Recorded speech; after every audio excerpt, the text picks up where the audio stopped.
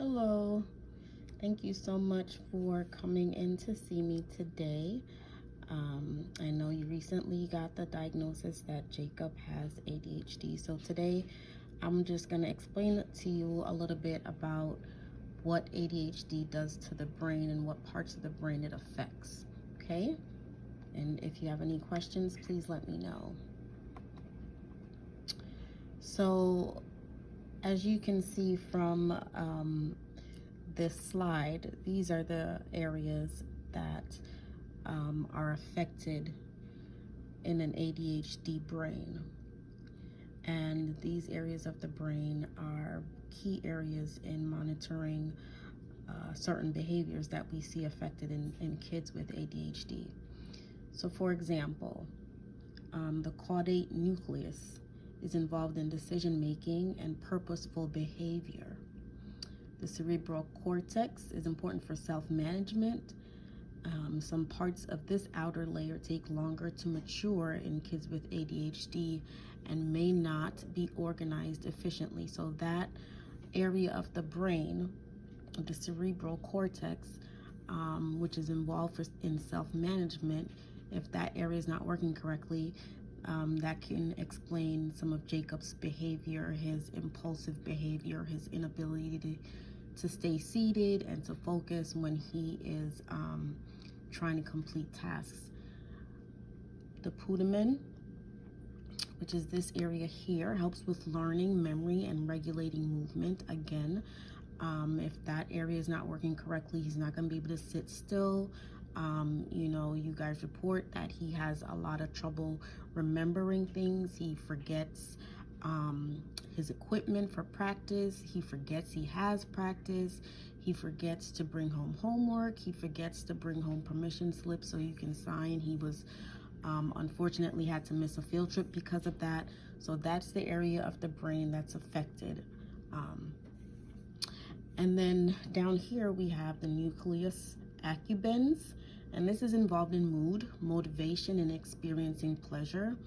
You guys stated that Jacob, you've seen that he's had more issues with his mood and discipline and not being able to be motivated to do his work, things of that nature. That's the area of the brain that controls that, and that area is affected when your child has ADHD.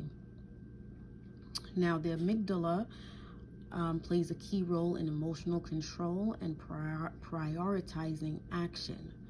So, when he's having emotional outbursts, angry outbursts, when you noted that you're having more issues with discipline with him and his behaviors, it's because that area of the brain is not being regulated properly.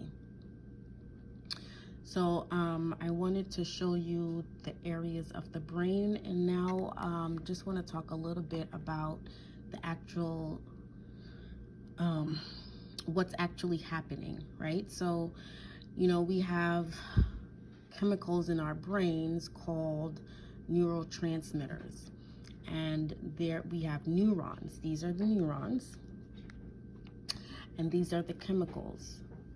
Now, sometimes in the brain, the sending neuron and the receiving neuron have problems communicating. So for instance, the sending neuron may not release enough of the neurotransmitters. And in this case, the neurotransmitters that we're talking about are dopamine and norepinephrine. In studies, it seems as if those neurotransmitters are the main ones that are affected in people with ADHD. So the sending neuron may not release enough of the neurotransmitter, whether it's dopamine or norepinephrine, and the receiving neuron may have trouble catching the neurotransmitters.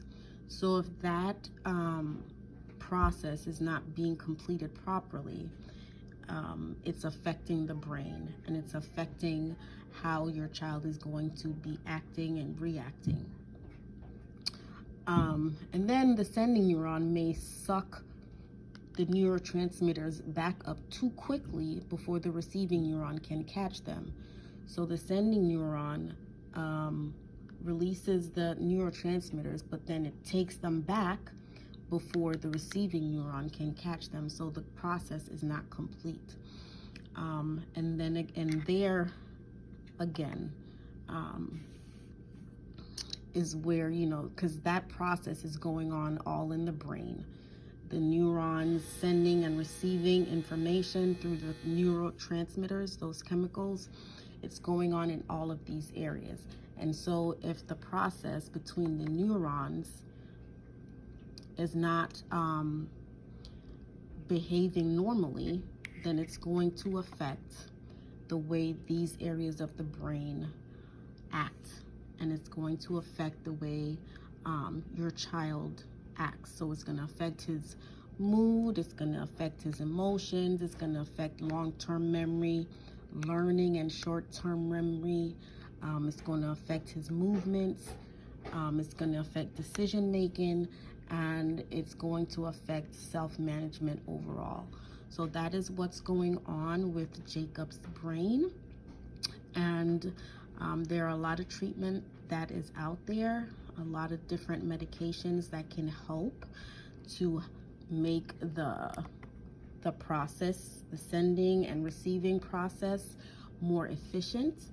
And that way these areas of the brain can begin to function normally the way they're supposed to. So I just wanted to explain all of that to you, and hopefully it makes it a little simpler, and hopefully it gives you a little bit more understanding about what is going on with Jacob.